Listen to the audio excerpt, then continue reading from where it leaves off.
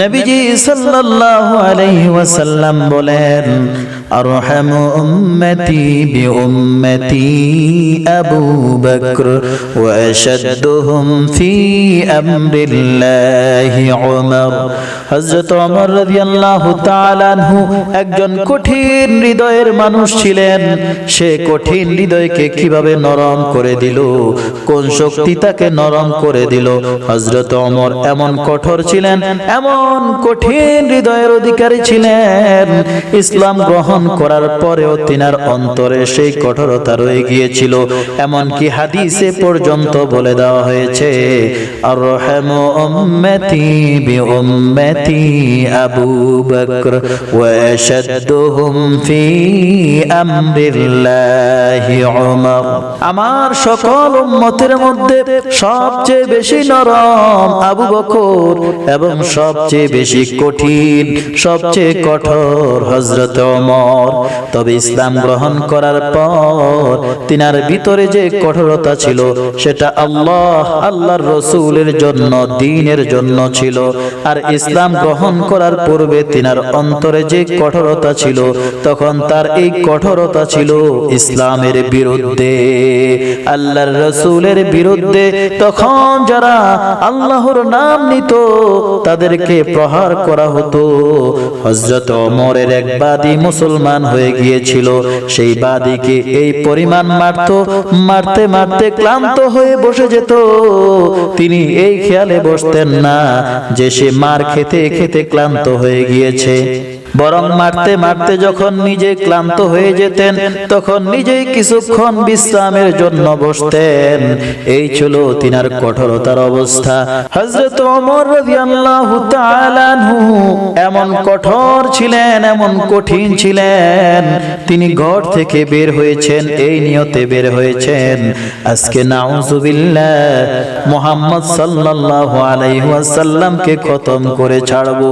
সুতরাং তলোয়ার নিয়ে রাস্তা দিয়ে যাচ্ছিলেন। সেখানে এক সাহাবী হযরত নাঈম রাদিয়াল্লাহু তাআলা আনহুকে দেখলেন এবং তাকেও মারার জন্য অগ্রসর হলেন। তখন সেই সাহাবী বললেন, আমাকে কি মারবা? তোমার বোনের ঘরে গিয়ে একটু খবর নাও, তোমার বোনও তো মুহাম্মদের অনুসারী হয়ে গিয়েছে। এটা শুনে তার মেজাজ পরিবর্তন হয়ে গেল। তখন তাকে ছেড়ে দিয়ে সোজা তার বোনের ঘরে চলে গেলেন।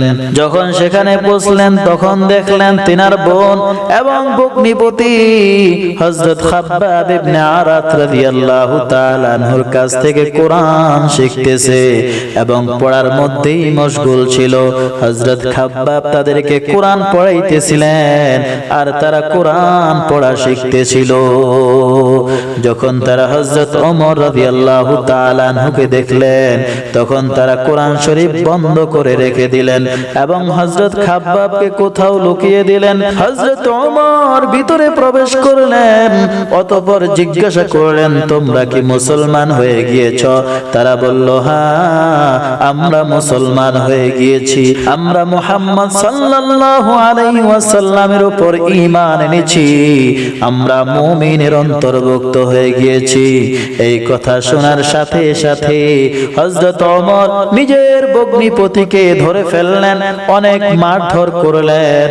অতঃপর বোন যখন ছাড়াইতে আসলেন তখন তাকেও মারলেন, অনেকক্ষণ মারতেছিলেন, কঠোর দিলের অবস্থা প্রকাশ করতেছিলেন।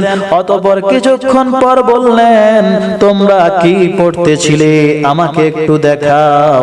তখন তারা বলল, তুমি নাপাক, তোমার হাতে কিভাবে আমরা এটা তুলে দেই? তুমি গোসল করে ওযু করো, তারপর এই জিনিস আমরা তোমাকে দেখাতে পারবো। হযরত ওমর গোসল করলেন, ওযু করলেন, অতঃপর তার সামনে কোরআন খুলে রাখা হলো। যেখান থেকে খোলা হলো সেখানে সূরা তাহা লেখা ছিল। এবার হযরত ওমর পড়া শুরু করলেন। তিনি তো আরবি ভাষী ছিলেন, আরবিতে দক্ষ ছিলেন। হযরত ওমর তেলাওয়াত করতেছেন, বিসমিল্লাহির রহমানির রহিম, তাহা মা আনজালনা আলাইকাল কুরআন লিতাশকা ইল্লা তাযকিরাতান লিমান ইয়াখশা তানজিলাম মিম্মান খালাকাল আরদা ওয়াস সামাওয়াতিল উলা আর-রাহমানু আলাল আরশি ইস্তাওয়া। এভাবে পড়তেছেন, পড়তে পড়তে তার দিল নরম হয়ে যাচ্ছে, কঠোরতা কোথাও যেন দূর হয়ে গেল। এত কঠোর দিলের অধিকারী মানুষের দিল নরম হয়ে গেল। কবি বলেন, এই কালামে জিন্দা কুরআনে হাকিম হিকমতে উলা ইয়াজাল ইস্তিকদিম। রাসূল সাল্লাল্লাহু আলাইহি ওয়াসাল্লামকে হত্যা করার জন্য তরবারি নিয়ে বের হয়েছে এবং নিজের আপন বোন ভগ্নিপতিকে মারধর করেছেন। কিন্তু তারপর যখন কোরআন পড়া শুরু করলো, এই কোরআন তার দিলকে নরম করে দিল। কোরআন পড়ার পর বোনকে বলতে লাগলো, আমিও মুহাম্মদের অনুসারী হতে চাই, আমাকে মুহাম্মদের নিকট নিয়ে চলো। আল্লাহু আকবার। এটা ইসলামের প্রথম যুগের ঘটনা। ওই সময় অল্প কিছু লোক মুসলমান ছিল। নবীজি সাল্লাল্লাহু আলাইহি ওয়াসাল্লাম চলাফেরা করতে পারতেন না। মানুষের সাথে চলাফেরা করা, আসা যাওয়া করা তিনার জন্য অনেক কঠিন হয়ে গিয়েছিল। রাসূল সাল্লাল্লাহু আলাইহি ওয়াসাল্লাম দারে আরকামে বন্দী ছিলেন। তিনার বোন এবং ভগ্নিপতি হযরত ওমরকে নিয়ে দারে আরকামে চলে গেলেন। দরজা নাড়া দিলেন। এক সাহাবী ভিতর থেকে উকি মেরে দেখলেন। তিনি দেখেন একজন বিপজ্জনক মানুষ দাঁড়িয়ে আছে এবং আশ্চর্য ব্যাপার হলো সাথে তলোয়ারও আছে। তখন তিনি দরজা খুললেন না। ভিতরে গিয়ে আল্লাহর নবী সাল্লাল্লাহু আলাইহি ওয়াসাল্লামকে এই বিষয় জানালেন। ইয়া রাসূলুল্লাহ, দরজায় ওমর দাঁড়িয়ে আছে এবং সাথে তলোয়ার আছে। জানা নাই কি উদ্দেশ্যে এসেছে। বর্ণনা এসেছে আল্লাহর নবী সাল্লাল্লাহু আলাইহি ওয়াসাল্লাম আগের দিন রাতে আল্লাহ তাআলার নিকট দোয়া করেছিলেন, হে আল্লাহ, ওমর ইবনে খাত্তাব এবং ওমর ইবনে হিশাম অর্থাৎ আবু জাহেল, এই দুইজনের মধ্য থেকে যে কোনো একজনকে মুসলমান বানিয়ে দ্বীনকে শক্তিশালী করুন। রাসূল সাল্লাল্লাহু আলাইহি ওয়াসাল্লাম রাতে এই দোয়া করেছেন। যখন রাসূল সাল্লাল্লাহু আলাইহি ওয়াসাল্লামকে এটি বলা হলো, ওমর তলোয়ার হাতে নিয়ে দাঁড়িয়ে আছেন, বোঝা যায় না কি উদ্দেশ্যে এসেছে।